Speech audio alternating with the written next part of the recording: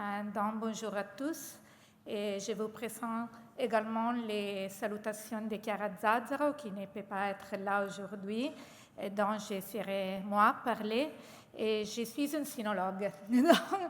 Et moi, j'ai travaillé dans les dernières années dans plusieurs des sites de la péninsule arabique et m'occupant des matériaux qui viennent de l'Asie orientale et en particulier des céramiques chinoises. Et je suis très contente d'être ici, mais aussi assez inquiète, on va dire, parce que ce n'est pas vraiment ma spécialisation. Donc, l'épave de Mlagi se trouve à environ 20 mètres à l'est d'un récif isolé s'étendant du nord-sud au sud-ouest à 16 milles nautiques de la ville de Mlagi, dont il prend le nom, sur la côte soudienne de la mer Rouge. Cette zone comprend plusieurs groupes de récifs continus ou dispersés. Et la navigation en cette partie de la mer Rouge nécessite d'une bonne expérience et d'une bonne connaissance de la configuration des vents et des récifs coralliens qui abritent encore les bateaux. Avec 3 autres épaves qui ont été fouillées précédemment, celle de Sharm el-Sheikh, celle de l'île de Sadana et plus au sud celle de Yambu, l'épave de Mlagi peut être identifiée comme celle d'un navire marchand naviguant dans la partie nord de la mer Rouge au XVIIIe siècle, transportant des provisions alimentaires de l'Égypte ottomane à Jeddah, le port pour aller à la Mecque, et revenant avec des jarres produits localement, de la porcelaine chinoise et d'autres produits exotiques de l'océan Indien. L'épave a été découverte par hasard. On a déjà vu ces maps, on a vu précédemment, et c'est ce type de bateau qui faisait ces trajets. Et voilà, c'est le site qui a été découvert par hasard par des plongeurs sportifs il y a une quinzaine d'années. Et l'épave a subi un certain pillage avant d'attirer l'attention des autorités de la Commission soudaine pour le tourisme et la culture qui ont placé sous protection la zone maritime située entre les ports du Mlagi et les ports de Yambu al-Bar en 2015. La même année, des campagnes de prospection et des fouilles ont été lancées par une équipe de la commission, des chercheurs de la commission et de l'Université de Naples Orientale, dirigée par Chiara Zazzaro et par Romolo Loreto. Cette première campagne, en 2015, ainsi que la deuxième, l'année suivante, ont été consacrées au survey de la zone afin de comprendre l'étendue de l'épave, les causes qui ont conduit au naufrage et de déterminer les zones les plus appropriées pour commencer les fouilles. Et après une interruption de plusieurs années, due à diverses raisons, dont la pandémie, mais même à des raisons économiques, on va dire, c'est plutôt cher de fouiller là-bas, les fouilles ont repris en 2022. Donc, je vais résumer brièvement les principaux points de notre recherche. Dans un premier temps, l'équipe a cartographié les récifs coralliens, j'ai référencé la position de l'épave et a réalisé sa première photogrammétrie 3D du site. Et voilà, je ne sais pas si ça marche, oui. Et l'équipe a révélé l'orientation du navire, nord-ouest-sud-ouest. La proue faisant face au récif corallien. Il est possible que le navire a heurté les récifs soit sous voile, soit lors d'une tempête alors qu'il était à l'ancre, on ne sait pas. Il est probable que le navire ait été d'abord coulé sur son côté bâbord, étant donné que des membrures du côté tribord ont été retrouvées enfoncées dans les coraux, et tandis que celles du côté bâbord n'étaient pas visibles et étaient recouvertes de sédiments sableux. La majeure partie de la cargaison s'est échappée de ces côtés et s'est ensuite répandue. Je vais terminer peut-être les films. Et donc, voilà. En 2016, pour vérifier cette hypothèse, on avait ouvert une petite tranchée, un test trench sur la côté bâbord, et on avait trouvé, voilà, les premiers échantillons de porcelaine chinoise. Après ça, l'équipe s'est concentrée sur la documentation de la cargaison située dans la zone arrière de l'épave et un monticule d'environ 10 mètres de diamètre comprenant jusqu'à 3000 jarres. Et on le voit ici, je vais plutôt rapidement. En fait, le monticule a été soigneusement nettoyé à l'aide de brosses. Les différents types de jarres ont été étiquetés, décrits et photographiés. Et grâce, ce sont des photos du monticule de jarres, et grâce à la photogrammétrie à haute résolution, on a pu étudier en détail tous les types de jarres qui étaient là. En fait, on a vu les numéros, ce sont à peu près 3000 et on a identifié 200, 300, à peu près 300 types qui sont celui-là.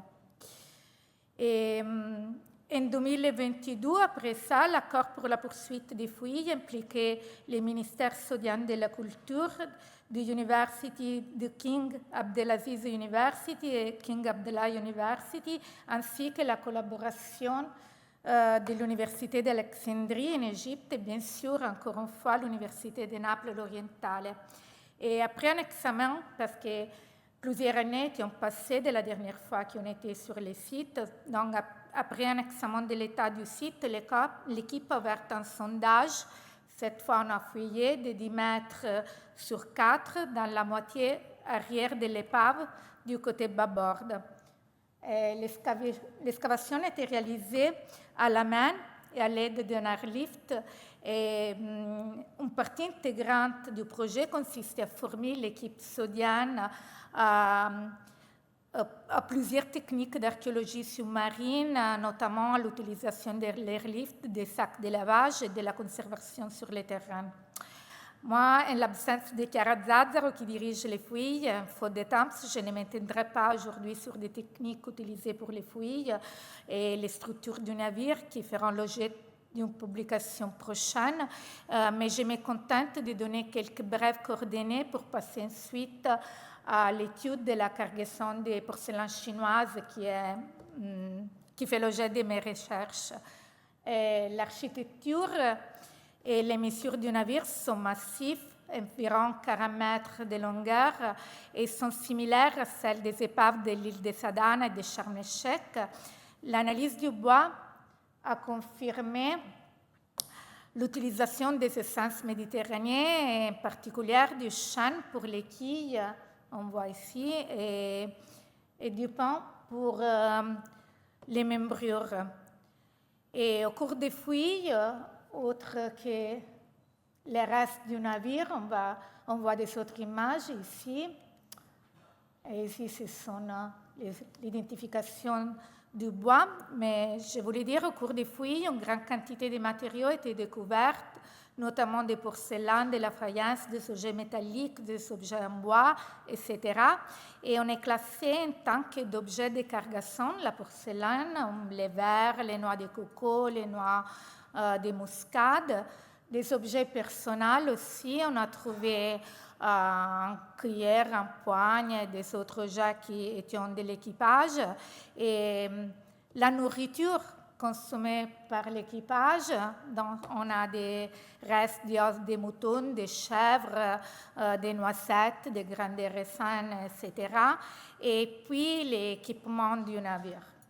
Et finalement, on arrive à la cargaison des porcelaines chinois qui fait l'objet de ma présentation et qui s'est avérée fondamentale pour la datation de l'épave et pour avancer quelques hypothèses sur l'itinéraire emprunté par les navires, en fait. L'analyse des matériaux, la comparaison avec des objets similaires et l'étude des sources documentaires a permis de mettre en lumière quelques aspects, moi je crois très importants, de l'e-commerce et de la circulation de la porcelaine chinoise au XVIIIe siècle sur la mer Rouge. Alors, comme on avait dit, la cargaison des porcelaines chinoises a été trouvée sur la côté bâbord, et on l'avait déjà dit, et non loin de la proue du navire. Après les premières recherches et les collectes de quelques échantillons, en 2022, on a ramené à la surface 134 coupelles complètes, ou presque, et 479 fragments. Et cet assemblage a permis de classer les formes et les décors et de reconstituer un autre ce qu'on n'avait pas vu dans les premières campagnes. Et on a tenté d'obtenir une quantité statistique de chaque type préservé au fin d'émettre des hypothèses sur la composition de la cargaison, du moins dans cette section du navire, qui finalement était la seule section du navire qui a été fouillée. On s'est concentré sur la côté bâbord pour l'instant. Et pour le temps que l'on puisse juger, d'après les preuves obtenues jusqu'au présent, la cargaison présente très peu de variétés morphologiques, vous pouvez le voir. En effet, tous les fragments retrouvés appartiennent à des petites boules, à des petites coupes, la terre comprise entre 4 et 5 cm. Elle s'était utilisée pour consommer du thé ou du café. Et cette composition morphologique, ici on a des autres dessins, je vais plutôt vite, c'est juste pour expliquer que les formes ne sont pas très différenciées.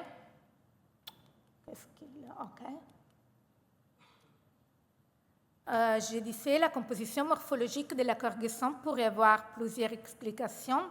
L'une d'entre elles est liée à la destination des marchandises. En général, les petites coupelles et les boules étaient les formes les plus exportées vers les marchés de l'Inde et de l'Asie occidentale au cours de la période en question. Et contrairement à la porcelaine destinée à l'Europe, il n'était pas accompagné de sous-coupes correspondantes. Une autre hypothèse est que la variété morphologique est justifiée simplement pour les secteurs du navire qu'on a fouillé, parce que vous pouvez voir les capes, les coupelles étant empilées en fait pour faciliter les transports, et donc on peut penser que des autres secteurs du navire ont des autres objets qui n'ont pas encore trouvé en fait. Et donc on doit attendre des autres recherches pour arriver à une conclusion définitive. En ce qui concerne je voulais vous voir parce qu'en fait, celui-là, c'est le navire de l'île de Sadhana. Et aussi, là, on a une variété majeure. La majorité des porcelains chinois, c'est toujours des coupelles, des boules, mais on a aussi des autres formes et c'est plus composé. Donc, peut-être qu'on va trouver la même composition aussi en moulage, on ne sait pas encore.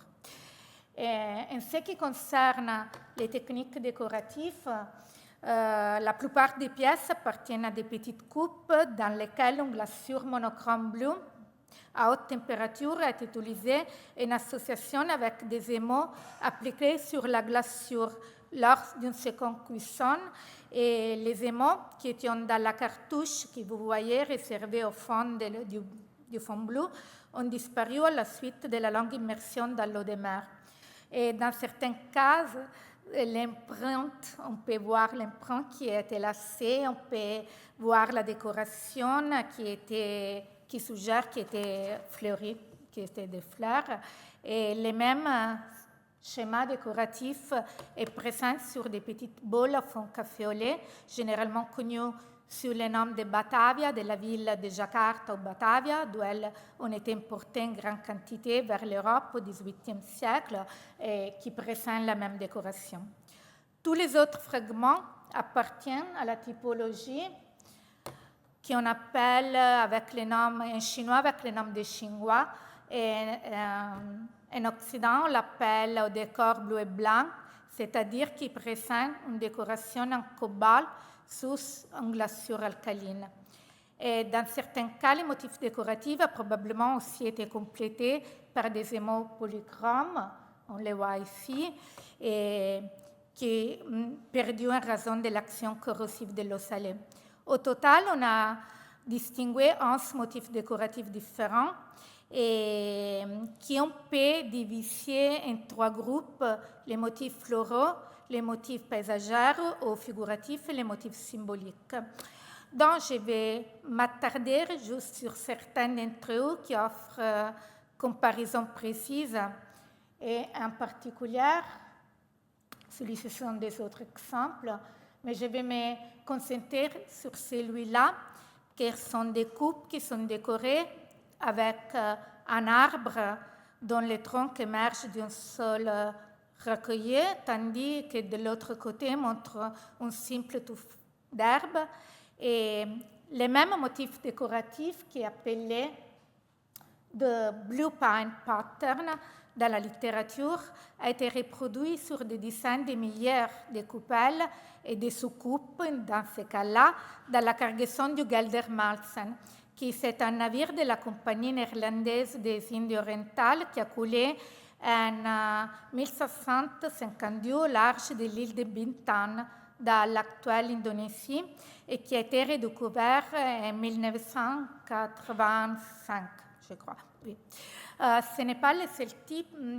Vous voyez ici, là, on a les échantillons de l'épave du Mlagi, et là, on a les coupelles avec les sous-coupes du navire de Geldermalsen. Ils sont les mêmes mesures, même décoration, même bord à l'intérieur, sont parfaitement les mêmes. Et on a aussi des autres exemples. On peut trouver des autres correspondances avec l'échantillon du Geldermalsen. Dans cette diapo-là, c'est pareil. Sur la gauche, on a l'échantillon de Umlagi, et sur la droite, celui de Geldermalsen. Et encore ici, c'est pareil. On a des correspondances plutôt précises entre les deux cargaisons, on va dire. Un sujet un peu plus intéressant, c'est qu'on a trouvé aussi des coupelles aussi similaires à celles qu'on a trouvées dans les Geldermalsen, avec des décorations figuratives. Et c'est le seul cas. Les autres épaves de la mer Rouge n'ont pas ce genre de décoration. Mais en fait, elles étaient vendues sur les marchés islamiques. Pareil, c'est plutôt normal. Elles n'étaient pas conçues par les marchés islamiques, mais en général, au XVIIIe siècle, on n'a pas plus de productions qui étaient destinées au marché islamique plutôt qu'au marché européen. On a plutôt des productions de masse qui ont été vendues un peu partout dans l'océan Indien et puis jusqu'à la côte orientale de l'Afrique et en Europe. Et bon, donc, celui-ci est particulier. On retourne un petit moment au Geldermalsen parce qu'en fait, c'est ces comparaisons qui m'ont donné l'idée de comment cette porcelaine est arrivée sur la mer Rouge et pourquoi, avec lesquelles moyennes. Et donc,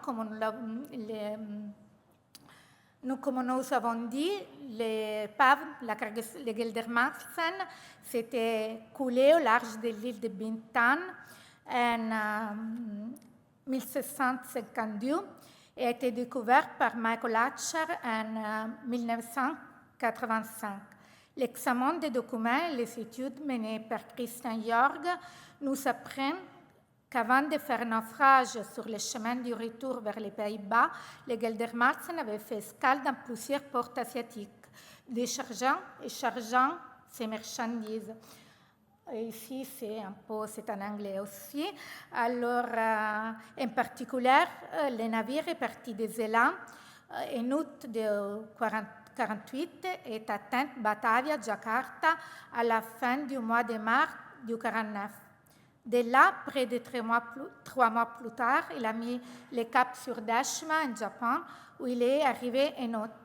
Après avoir rejoint le siège de la compagnie à Batavia, Jakarta, le Geldermalsen est reparti en janvier du 1950, cette fois à destination de Canton, où il devait charger en cargaison de marchandises à destination de Surat, sur la côte du Gujarat.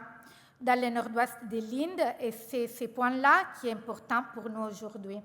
Donc, après avoir passé plusieurs mois à préparer la cargaison, le navire atteint le Gujarat en mars du 51.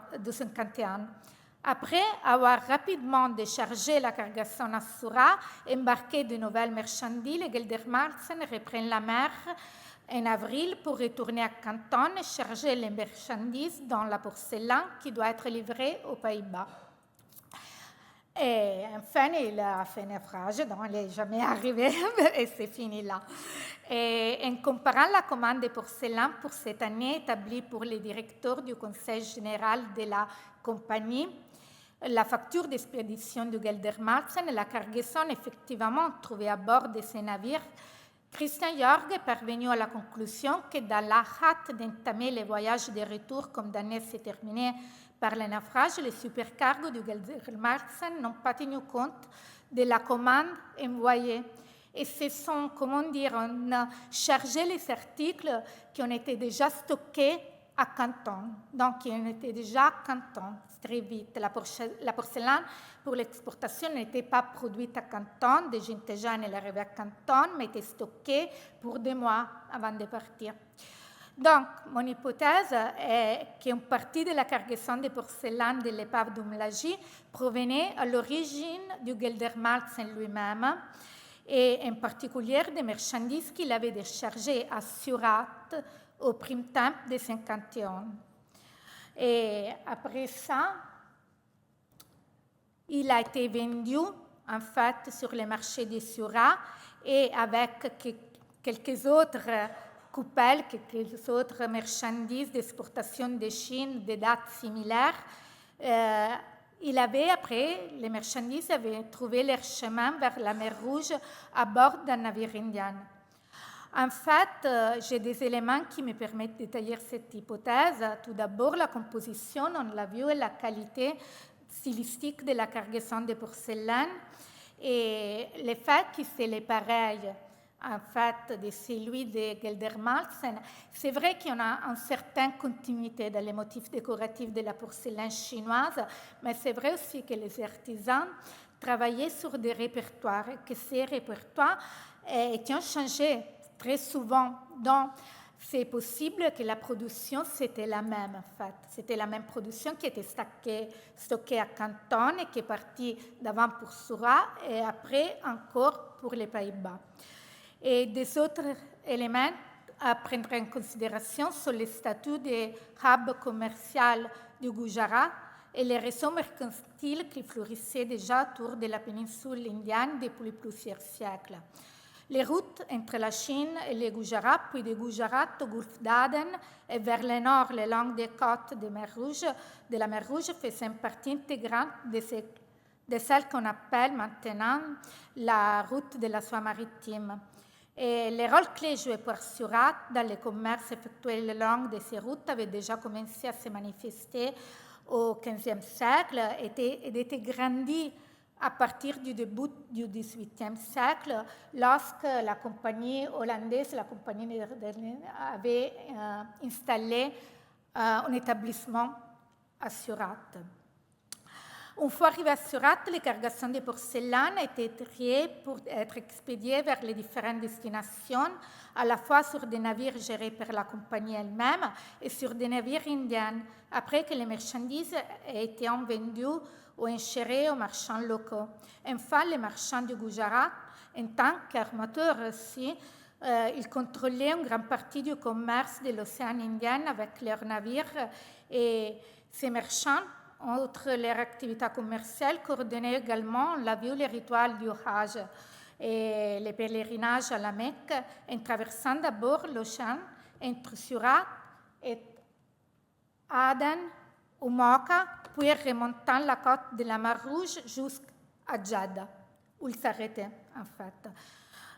Jusqu'au milieu du XIXe siècle, au moins, le commerce et les transports le long de la mer Rouge étaient essentiellement divisés en deux, en grande partie à cause des vents et aussi à cause des récifs qui étaient difficiles pour la navigation. La zone nord de Jeddah à la côte égyptienne était gérée principalement par les marchands du Caire, tandis que la zone sud, dont les ports principales étaient Mocha ou Aden, était gérée par les marchands gujarati. Le navire marchand qui a été coulé à proximité de Mlaji avait probablement appuyé sa cargaison à Jeddah à juger de l'absence des armes à bord. Donc, c'était un des navires qui faisait la partie nord de la mer Rouge. Et donc, pour conclure, j'arrive à conclure, voilà, c'est ces commerces impliqués dans des navires et des personnes provenant d'au moins 3 pays différents. Et c'est au moins parce qu'il y a les navires hollandais qui partent de Canton et qui arrivent à Surat, puis les navires indiens, les navires Gujarat du Surat à Jeddah, et puis l'autre navire, celui qui a fuyé de Jeddah vers le nord, on ne sait pas. Et donc, l'épave du Mlaji peut être déjà considérée comme un prouve archéologique important pour comprendre ces dynamiques pour les commerces de porcelaine chinoise au XVIIIe siècle et dans cette région qui n'était pas tellement explorée sous les